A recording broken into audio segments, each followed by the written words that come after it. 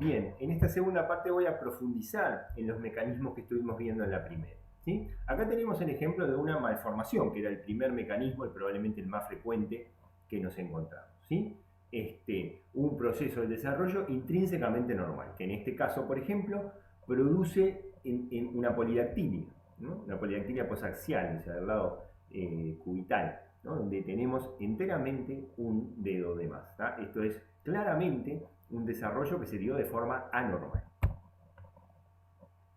Aquí tenemos el ejemplo de una deformación. ¿sí? Recuerden, es cuando un proceso de desarrollo normal se ve deformado por una fuerza extrínseca. ¿sí? Las causas frecuentes son el oligoamnios, o sea, la poca cantidad de líquido amniótico, malformaciones uterinas, miomas, es decir, tumores benignos musculares de la pared del útero.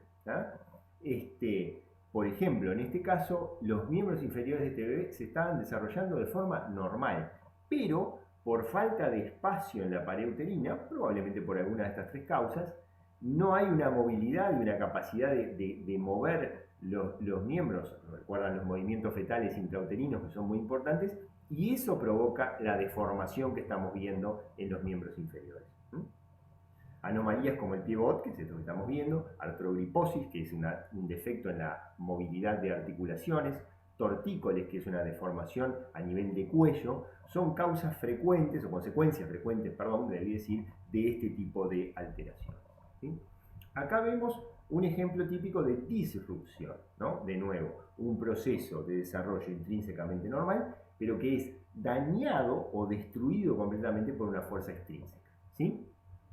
Una causa frecuente son las bridas amnióticas o bandas amnióticas, ¿no? Que son regiones del tejido amniótico de la bolsa que se desprenden, se pueden enrollar en un miembro en desarrollo, ¿sí? Y provocar este tipo de lesiones, que pueden tener una gravedad tal de llegar a la amputación del miembro, porque la brida se enrolla en el miembro y en la medida que el miembro va creciendo, como que lo ahorca, de forma tal de no permitir el desarrollo, que, repito, puede llegar a la amputación.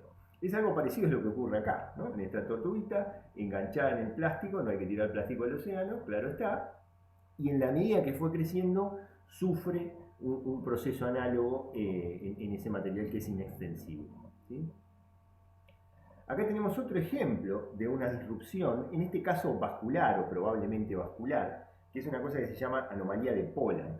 Y si ustedes se fijan, este muchacho tiene en el miembro superior derecho un menor desarrollo del miembro que en el izquierdo, y acá se ve una o hipoplasia o aplasia del músculo pectoral mayor. ¿sí? Acá tenemos el dibujito de cómo sería, acá hay una agenesia directamente del pectoral mayor. ¿sí? Entonces, acá lo que está pasando, probablemente, fíjense que es un individuo normal, con un buen desarrollo muscular, de hecho, pero acá lo que ocurrió probablemente es que hay un defecto vascular a nivel de la arteria subclavia, que irriga este miembro superior derecho, y por ese defecto vascular no llegó suficiente sangre durante el desarrollo embrionario, no se desarrolló adecuadamente el pectoral mayor y el resto de los músculos y tejidos del miembro superior derecho. Se desarrolló de forma hipoplásica, es decir, en menor medida que el miembro contralateral. Esto es probablemente una disrupción vascular, que en general es más frecuente del lado derecho, se llama anomalía de Poland, es más frecuente del lado derecho porque ustedes recordarán en anatomía, la salida de sangre desde el corazón al miembro superior derecho es más compleja, tiene más pasos donde puede salir mal que hacia el izquierdo. Entonces es más frecuente en 75-80% de los casos del lado derecho.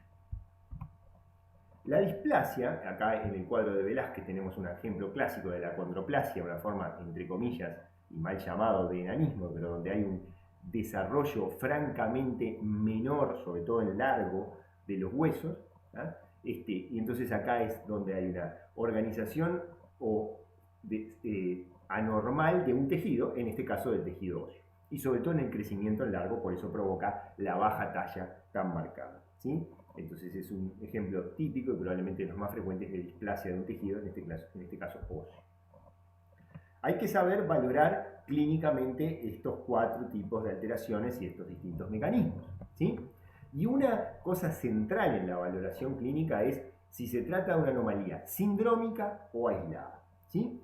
Voy a empezar en realidad por el segundo lugar. Fíjense este bebé, completamente normal, con impresión a tener un desarrollo neurológico normal y sin embargo tiene una malformación menor, aislada, localizada en uno de las mitades del labio superior, ¿sí? No tiene una hendidura labial menor y aislada, sin ninguna otra alteración.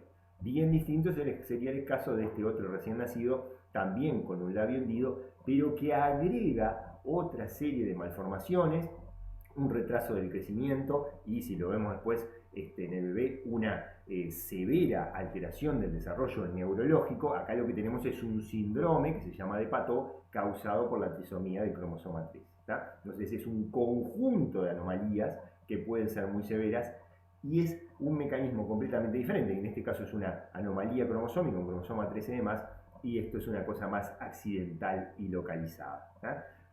Siempre que nos enfrentamos a una anomalía congénita y sobre todo a una malformación, hay que plantearse si se trata de un defecto sindrómico o aislado, porque eso tiene muchas consecuencias y muy importantes, como vamos a ver más adelante. Acá tenemos un ejemplo clásico de un síndrome, probablemente de los más frecuentes, que es el síndrome de Down, causado por la trisomía del cromosoma 21. Entonces, en las anomalías asociadas a este síndrome, vemos distintos malformaciones congénitas, sobre todo las cardiopatías congénitas son las más importantes, pero puede haber gastrointestinales y otras. Las anomalías del desarrollo neurológico, la baja talla y elementos faciales y de manos, de cuello, de las orejas, que lo llamamos dismorfias, ¿no? Es decir, malformaciones menores externas que uno puede ver y que constituyen y le dan un aspecto característico, en este caso, al síndrome, que lo ves y enseguida se hace el diagnóstico. A veces, una tercera opción sería, nos enfrentamos a una secuencia, ¿sí? ¿No? Vimos los aislados, vimos los sindrómicos y a veces podemos ver una secuencia. En la secuencia lo que tenemos es un defecto primario, en este caso sería malformativo, o sea, una malformación primaria, y una serie, un conjunto de anomalías que aparecen de forma secundaria como consecuencia de esa anomalía inicial. Acá vemos, por ejemplo, una secuencia de Potter. ¿Qué es lo que está pasando acá? Hay un defecto primario malformativo que es la agenesia renal. No se forman los riñones. Como no se forman los riñones, no hay orina, y como no hay orina, hay un severo oligoamnios, ¿no? Gran parte del líquido amniótico, de la bolsa, está constituido por orina del bebé. Entonces, al no haber una agenesia renal bilateral, tenés un oligoamnios muy severo. ¿Y eso qué ocasiona? Que el bebé no tenga espacio para moverse, fíjense las deformaciones de miembros, fíjense la cara como achatadita y avejentada, eso es por estar aplastado literalmente dentro del útero. Y lo más importante, y lo que termina haciendo a esta secuencia letal, es que hay una severa hipoplasia pulmonar. No hay un buen desarrollo pulmonar, porque para que se dé el desarrollo pulmonar intrauterino, el bebé tiene que hacer movimientos respiratorios dentro del líquido amniótico y eso es lo que hace que se produzca el desarrollo pulmonar. Si no lo hay una severa hipoplasia, fíjense qué chiquito que es el tórax acá, y eso es lo que termina siendo a esta secuencia letal, porque después no puede haber una adaptación a la respiración extrauterina. Entonces, estas son las distintas opciones, ¿no? Acá tenemos el problema original, una malformación, una deformación mecánica, una disrupción, que sería destructiva, o una displasia, ¿no? Y eso nos causa los 4 mecanismos clásicos. Puede ser, si hablamos de malformaciones, un síndrome malformativo o una malformación aislada, ¿sí? Y en cualquiera de los casos, por el defecto primario, malformación, deformación, disrupción o displasia, puede haber una serie de anomalías secundarias que llevan a lo que se denomina secuencia, como el ejemplo que vimos recién, ¿sí? Voy a hacer otra pausa por acá y en un ratito vuelvo con la tercera parte.